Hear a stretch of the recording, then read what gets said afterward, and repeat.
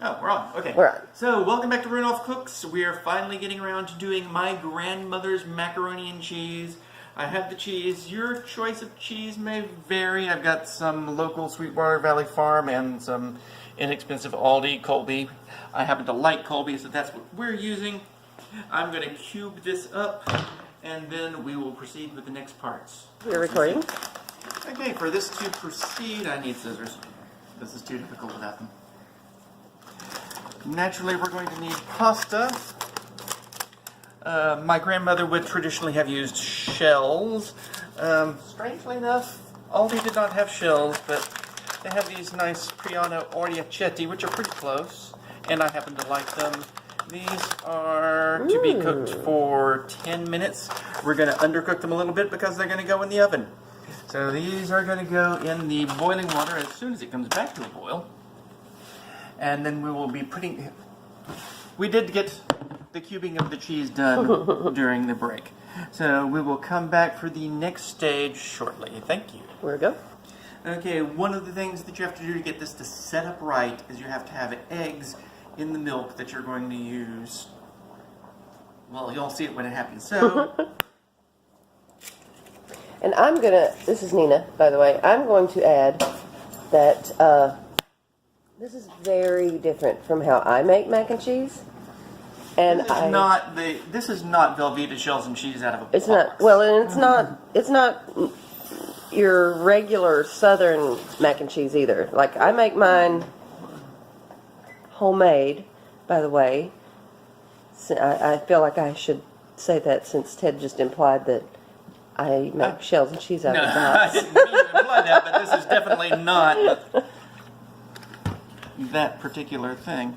But yeah, I melt my cheese into a sauce with this, and as you'll see, this is not done that way. This is very good, and mine is also very good. And the whole point of this one is that you get massive chunks of cheese as you're eating your way through. And it is really nice. It's very... You get some good crusty stuff too with yours. It makes a nice crust on the top. Ooh, it is good. Now we've got the oven preheated to 350, and this is going to be in there for a better part of an hour or more.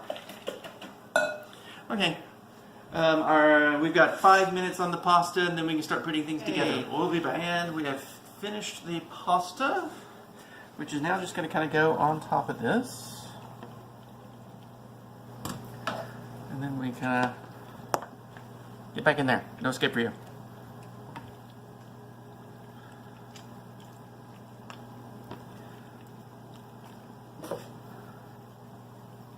Grate some in just for evenness. No escape for you either. I just cleaned this countertop, this stove top, so it's all good.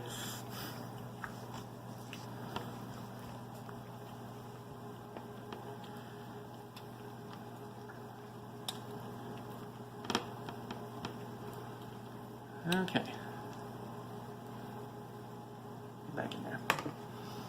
We're now going to add our eggs and milk.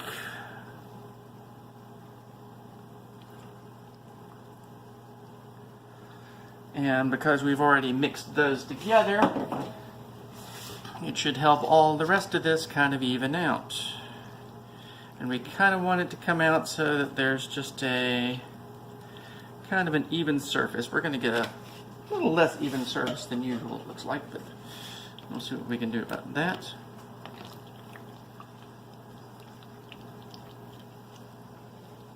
Does no butter go in? No, it can. Maybe I just forgot. It's okay. I don't have much on hand, so it's not a big deal. There's certainly dairy for everyone right here. It's true. It's true. If you're lactose intolerant, run away. This is just not going to be the thing for you.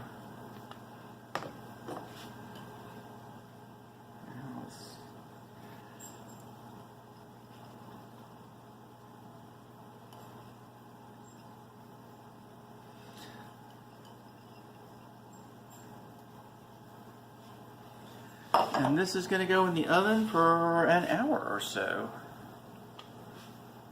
Oh, how did that escape? Oh, and I forgot to take that out of there. Because I always do.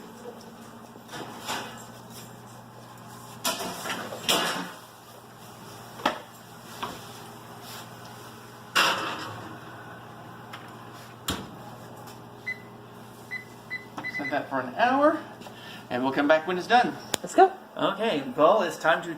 It's been an hour and maybe some. Might need both hands for this. I can't see because my eyes are steamed up, but Well, it looks delicious. that is what we're going to be having. That's going to be sitting there resting while we make the rest of what we're going to have for dinner. But that's how we'll probably show a serving before we're done. But that is how my grandmother taught me to make macaroni and cheese. Done. Hey, we made ribeye steaks to go with our macaroni and cheese, and we even have a vegetable, which is like microwave broccoli. But whatever. This is how your macaroni and cheese should be presented. I hope you have fun making it yourself. We'll see you again soon. Have fun playing your own games, and bye.